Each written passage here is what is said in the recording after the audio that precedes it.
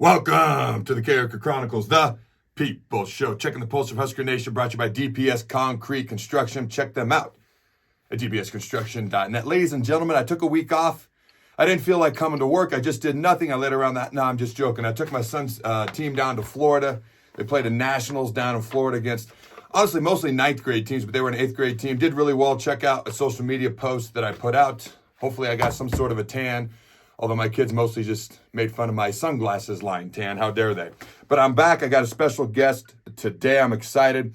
Okay, now this is a man who's got has offers from Florida State, Missouri, Arizona State, Colorado, Kansas, Missouri, Kansas State, Michigan State, Miami, and more. He is Nebraska's quarterback commit for the 2024 class. 6'3", 210 pounds, out of Bellevue, Nebraska. He's the first ever, Elite 11 quarterback to come from Nebraska, and during his time at that camp, he actually won the accuracy competition. Mr. Daniel Kaelin, how you doing, my friend? I'm doing great. I'm happy to be here. Yeah, man, I appreciate you joining me. And real quick, if you find folks are looking forward to seeing what Daniel and the other Husker quarterbacks can do next season, smash the like button. And if you didn't know, if you're living under a rock, Husker volleyball just qualified for their 17th Final Four, their 6th Final Four in the last 9 years. If you want to show them some love, smash that like button as well. But real quick, I want to ask you, Daniel, because, there's been lots of conversations around the quarterback position, going into this season, during the season, after the season, pretty typical for the quarterback position. But when the quarterback position for Nebraska's 2024 recruiting class had an opening, you were committed to Missouri. Much to the delight of Husker fans, you quickly switched to Nebraska. And like I said, that thrilled a lot of people. But what has you excited about playing for the Huskers in the future? Yeah, I think one of the biggest things at first is just being able to play for the Huskers and just represent the state of Nebraska. I've grown up here and I've seen how the fans are and just the whole entire excitement that surrounds the program. So just excited to, get in there, work hard, bring a bunch of talented guys with me and have as much success as possible. And I think another part of that is I love the coaching staff that's up there right now. I fully believe in Coach Rhule. And I'm really excited to play for him and learn from him. Now, it appears as though you've actually done some peer recruiting yourself. So I'm kind of curious, who are some of the guys you've been able to get to know throughout this process that'll be coming to Nebraska? Who are some of the guys that maybe you helped recruit, peer recruited, per se, to Nebraska that'll be joining the Huskers 2024 recruiting class? Yeah, I think especially this summer at some of the official visit weekends and stuff like that, I tried to help out as much as possible with, recruiting and getting to know some of the guys we were going after.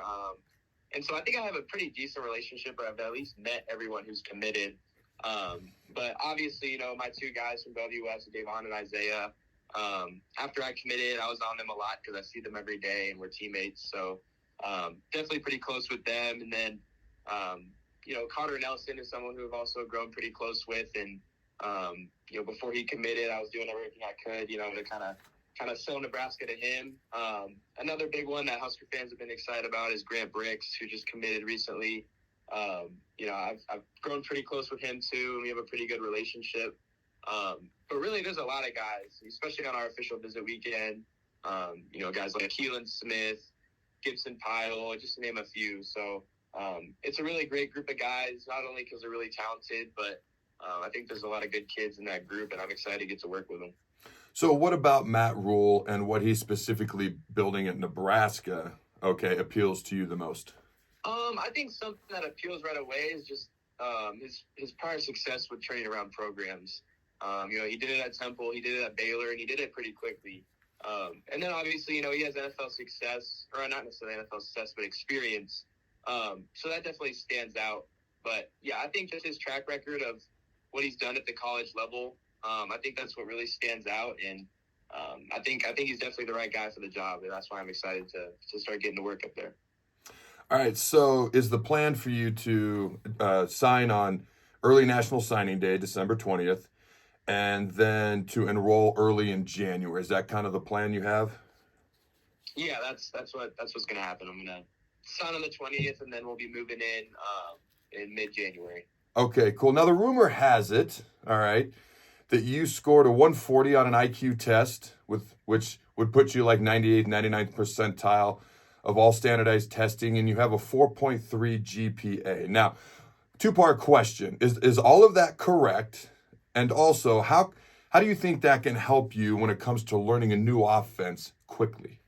Yeah, that it is correct. The GPA is at 4.1. Oh, man, what a letdown. Jeez. Yeah, the IQ score is correct. Another one I did this summer at Elite 11, which has gained kind of a lot of attention for draft picks, was the S2 cognition. And I think I was 96th percentile for that. But yeah, like you said, that type of stuff doesn't, just because you're really smart doesn't mean you're going to be smart on the football field. But it definitely can translate as far as learning the plays, reaction time, how quickly you can process and see the field. So I think that definitely it helps me on the field, has helped me, and it's going to continue to help me, perform at a higher level, because especially in today's game, so much of the quarterback position is above the shoulders. So, you got to be able to have a strong enough arm, but it's more important to know the plays, know where to go with the football, and being on time. What do you like the most about Marcus Satterfield and the type of offense that he runs? I think the biggest thing that stands out is how versatile the offense can be. Obviously, they're only in year one, and you weren't able to see everything just because they're still putting stuff in. They got new guys, getting everyone used to the system, but you can kind of see where he's been in past places, whether it was South Carolina with Spencer Rattler. They can tailor the offense to the type of personnel that they have. It's an NFL pro-style offense, so I think that's some of the biggest things that stands out about the offense that he runs. All right, now, Rhule mentioned that going into this previous season, maybe his plan would have been to possibly have Marcus Satterfield coach tight ends and there be a separate quarterbacks coach, so to speak. Now, he didn't say whether there's going to be any changes made of, that affect the offensive coaching staff at all. It's something we're going to kind of keep our eye on throughout this offseason. But my question to you is, does it matter to you, per se, who the quarterback's coach is, if it's Satterfield, if it's somebody else? Like, how does that impact you one way or the other? I don't think that necessarily matters too much. I think it's never a bad thing to have the offensive coordinator be the quarterback coach, just because the quarterbacks can kind of work more closely with the OC and be in the playbook a little better. But I know that Adam DeMichael also helps out with the quarterbacks up there, and I really like him. So I think the way they have it is great. If they decide to get somebody else or kind of change it up, I'm sure it'll be for the better as well. So I'm just really going into it. Whoever they put in there, I know it's going to be someone who's going to be a good coach and will definitely help me develop as a quarterback. All right, ladies and gentlemen, as you know, this show is brought to you by DPS Concrete Construction. You can always check them out at dpsconstruction.net. If you are a general contractor, a building owner, a property manager looking for concrete repair or work done in the Omaha metro area, such as street paving, building floors, and parking lots, you can check them out at dpsconstruction.net. If you're a diesel mechanic, CDL driver, or concrete finisher looking for a great place to work, a great employer, Jason Armstrong is the owner. Quality dude. All right, be great to work for him. Again, check them out, dpsconstruction.net. Now, Daniel, when it comes to NIL, when it comes to the transfer portal, college football has changed so much in such a quick time, and it's almost hard to keep up with. It's entertaining, it's fun. Okay, but my question for you is, what are your thoughts on, just the transfer portal in general, and, maybe even the potential of a transfer portal coming in and playing here at the University of Nebraska and competing next year at the University of Nebraska as well? Yeah, I think there's definitely, pluses and minuses to the transfer portal. I think in recruiting, there's, coaches obviously want to sell to recruits, and make their program sometimes look better than it is. So I think it's a good option for guys to be able to get out of a situation that maybe isn't the best for them.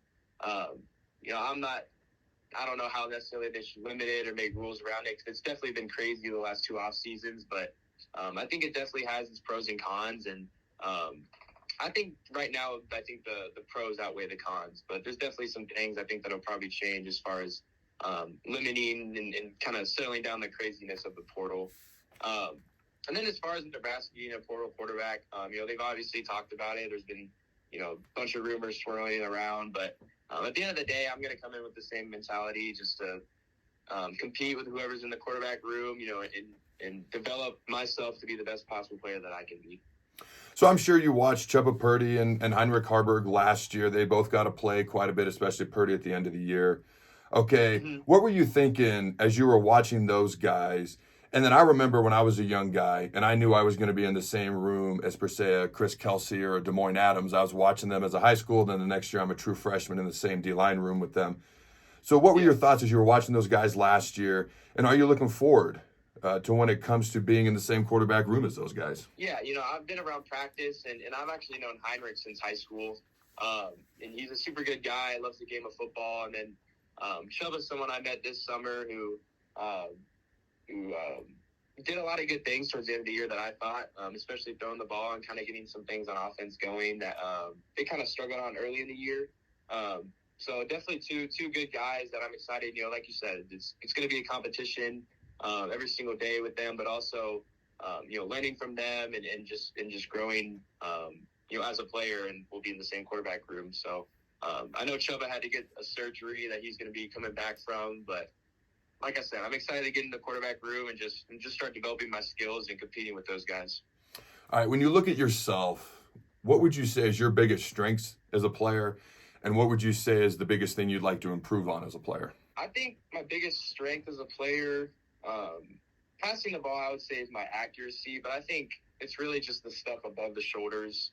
I feel like I have a good understanding of the game, especially when I get into a playbook and really know the playbook. I think that I'm I know where to go with the ball. I have quick decision-making skills. So I think that's kind of my strength is everything above the shoulders.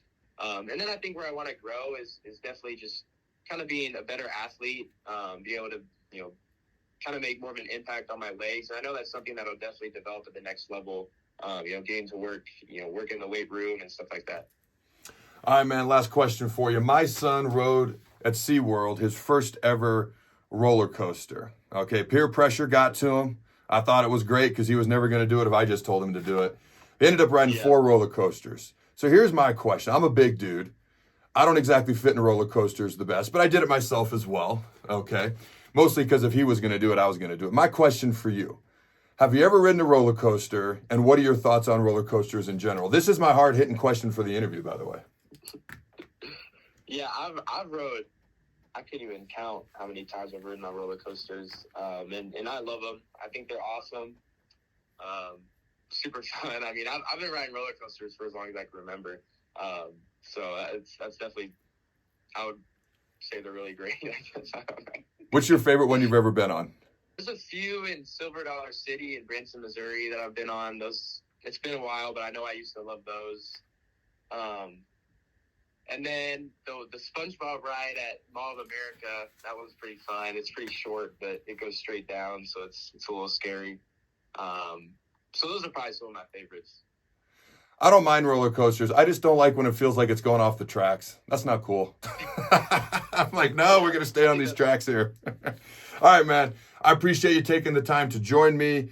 And as always, I got some questions for you fine folks at home. What's the biggest area? Let me know your answer in the comments below. What's the biggest area of improvement in Nebraska's quarterback play you'd like to see next year? Second question, what's the biggest area of improvement on offense in general you'd like to see the Huskers?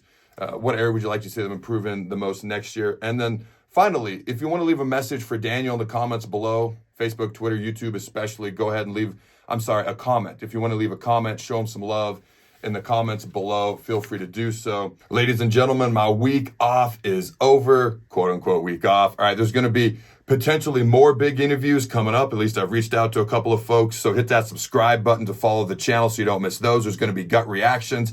There's going to be gut reactions to signing day. There's going to be gut reactions to the Nebraska volleyball Final Four. There's going to be gut reactions to a transfer portal quarterback potentially. Hit that subscribe button, ladies and gentlemen, and don't miss anything. And until next time, Husker Nation, go Big Red, and always remember to throw the ball.